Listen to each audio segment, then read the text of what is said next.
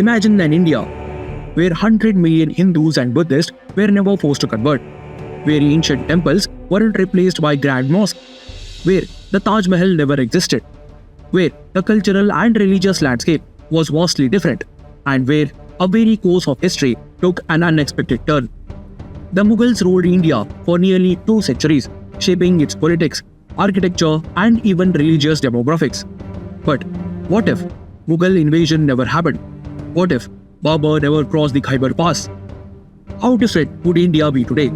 Well, let's get updated on what would happen if Mughal never ruled India.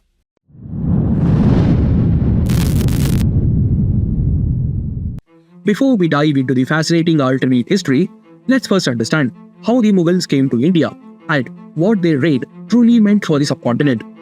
History: how Mughals conquered India. The Mughals were the descent of 2 legendary rulers, Timur from Central Asia and Genghis Khan from Mongolia. They were warriors with ambition of conquest, but before they turned their eyes towards India, they were caught up in the conflicts in the lands of present-day Uzbekistan and Afghanistan.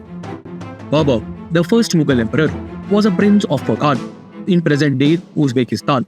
Facing difficulties in Central Asia, he turned towards India, a land rich in resources but divided among many regional powers. In 1526, Babur defeated Ibrahim Lodi in the First Battle of Panipat, marking the beginning of Mughal rule in India. His successors, especially Akbar, expanded the empire, solidifying the Mughal control over the Indian subcontinent. Under the Mughal rule, India saw immense architectural advancement, trade growth, and administrative reforms. However, their rule also brought immense suffering, forced conversion, and destruction of indigenous heritage. Akbar, often glorified as Akbar the Great, was responsible for the siege of Chittorgarh in 1567, where thousands of Rajputs, including women and children, were massacred, 30,000 to be precise. His campaign against Rajput kingdoms and attempts to centralize religious authority through Ing-e-Ilahi reflected cultural cohesion rather than genuine tolerance. Despite being portrayed as a secular ruler, Akbar enforced policies that benefited those who converted, sidelining traditional Hindu rulers and practices.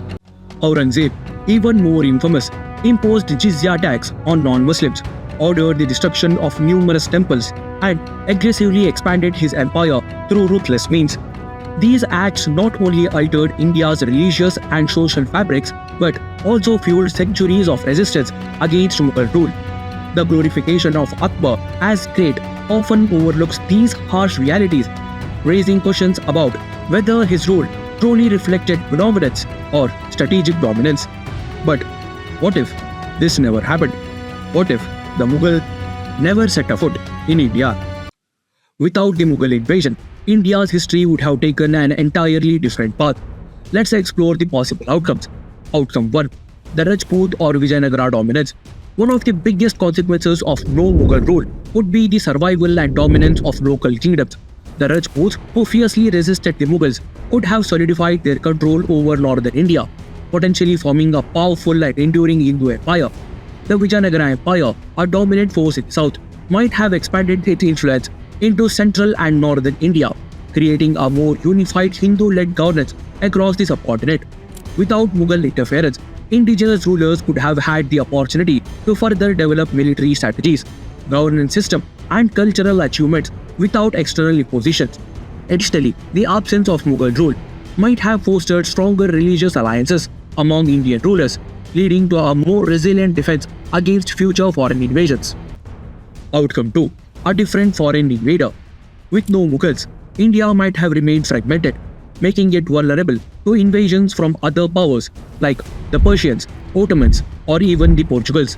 The Safavid Empire of Persia could have sought greater influence in the northwestern region, while the Ottomans, with their expanding naval presence, might have attempted to control the coastal trade routes.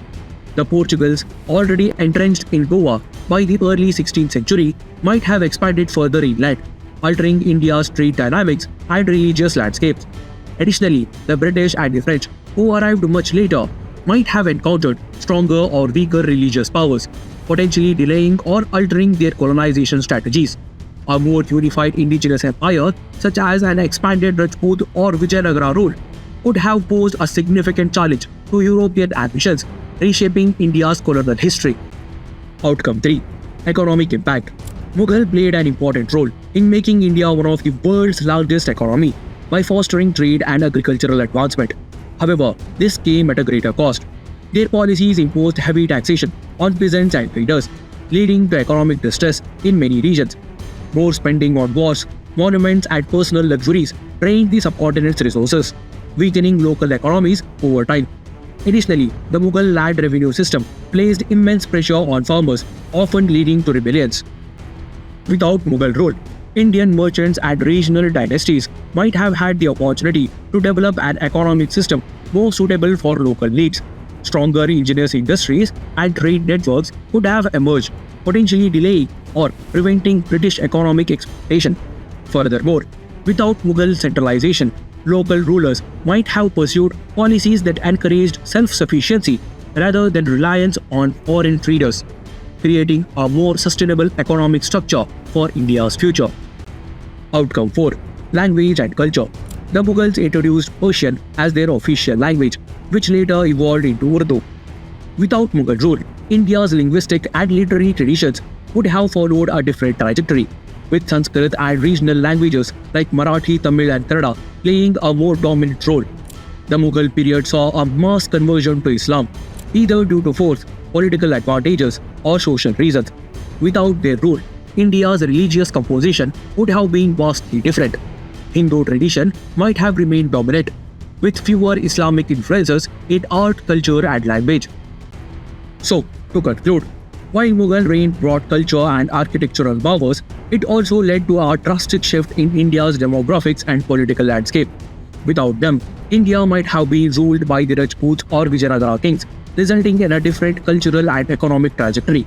Perhaps colonization would have been different, or maybe India would have remained a collection of powerful regional kingdoms. History is a chain reaction. One event leads to another. If we remove the Mughal link from this chain, the entire course of India's past changes. And who knows, maybe today's India would have looked entirely different. What do you think? Would India have been better or worse without the Mughals? Let us know in the comment section below. And don't forget to like, share and subscribe for more alternate history content. Until then, have a good time.